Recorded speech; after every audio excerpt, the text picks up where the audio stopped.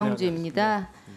질의하겠습니다. 그 장관 후보자 지금 계속 장관 시절에 블랙리스트라는 단어는 없었다라고 말씀하시는데요.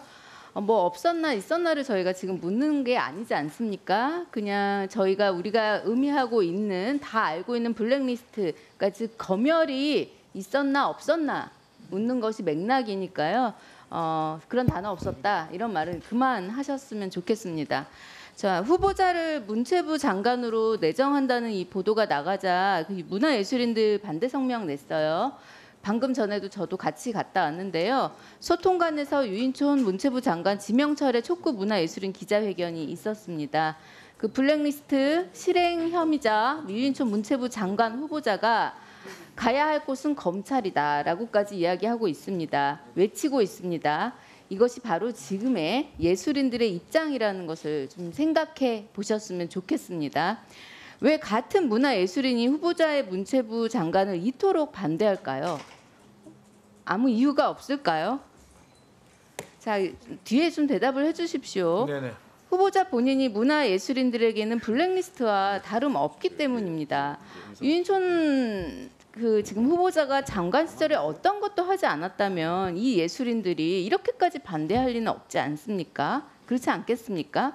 자, 후보자는 인사청문회 준비단이 있는 임시사무실로 첫 출근하던 날에 장관 재임 시절 블랙리스트 의혹에 대해서 예술계와 대립적인 관계는 있었지만 그런 적은 없었다라고 말했는데 좀 헷갈립니다.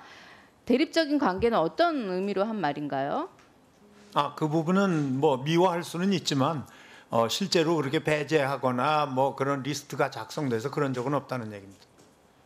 왜 대립적인 관계가 맺어졌었다라고 생각하시나요? 그거는 뭐 정책이 변화하거나 뭐 아니면 지원하는 방법이 개선되거나 이런 전부 반대합니다. 제가 기억하고 있는 저도 그때 문화예술인이었는데요. 네, 네. 제가 기억하고 있는 것과는 전혀 다릅니다.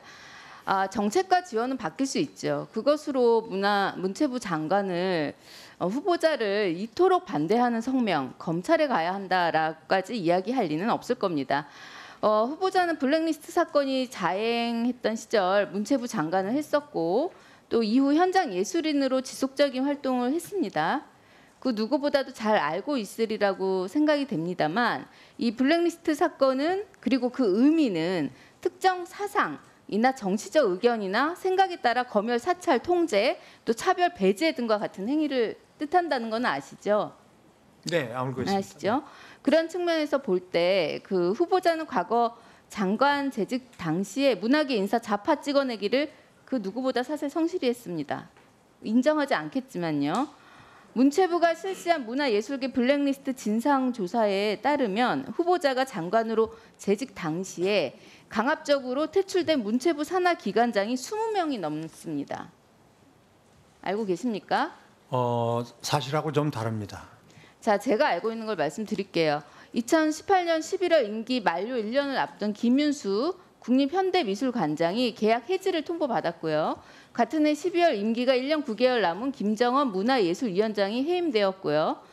더해서 2009년 5월 황지우 한국예술종합학교 총장이 문화부 표적 감사에 반발했어요. 그리고 사퇴했습니다. 교수직까지 그랬더니 박탈해버렸습니다. 영상 한번 봐주시겠습니까? 네, 이 영상은 후보자가 무리하게 김정은 문예위원장을 쫓아냈다가 법원이 해임을 정지했어요. 그러니 국회 업무보고 당시 한 개의 명패 앞에 2명의 위원장이 앉는 정말 말도 안 되는 총극이 발생했습니다. 기억은 하시죠? 네, 알고 있습니다. 참으로 극악무도했던 후보자의 갈라치기.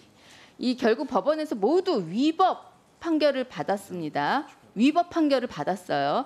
김정원 전 한국문화예술위원장 해임 취소 소송에서 이 법원은 구체적인 처분 사유를 통지하지 않는 것이 인정된다면서 기금 운영 손실 등을 이유로 해임할 수 없다고 또 취소 판결을 내렸고요.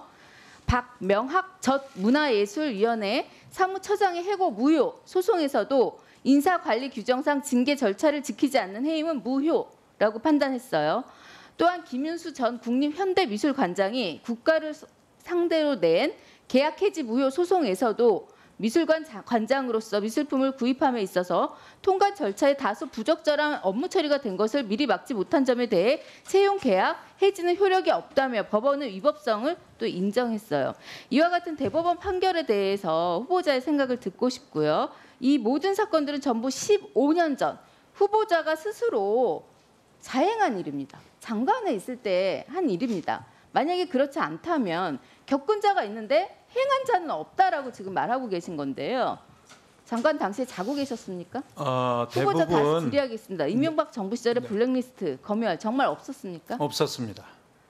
예, 후보자가 생각하는 블랙리스트가 뭡니까? 그건 의도적으로 계획하고 작정하고 뭐 여러 분야에서 배제하는 거를 그런 게 블랙리스트라고 없었다고 지금 그러는 거죠. 말씀하시는 네네. 겁니까? 그런 것이 있었다고 수많은 예술인들이 지금 이야기하고 있는데 그러면 그들은 무엇입니까? 자기 입장에서 얘기하는 거죠. 괴담입니까? 자기 뭐, 입장에서 이야기하는 뭐 거라고요? 괴담까지는 아니더라도요. 자기 입장에서 이야기해요. 그 당시에- 피해자들이 이야기하는 겁니다. 네, 기관장의 문제는 물론 정부가 새로 바뀌었기 때문에 감사도 했고 그 감사에 따른 결과입니다. 사실은 저는 15년 전에 그 인물들을 다시 얘기하고 싶지 않습니다.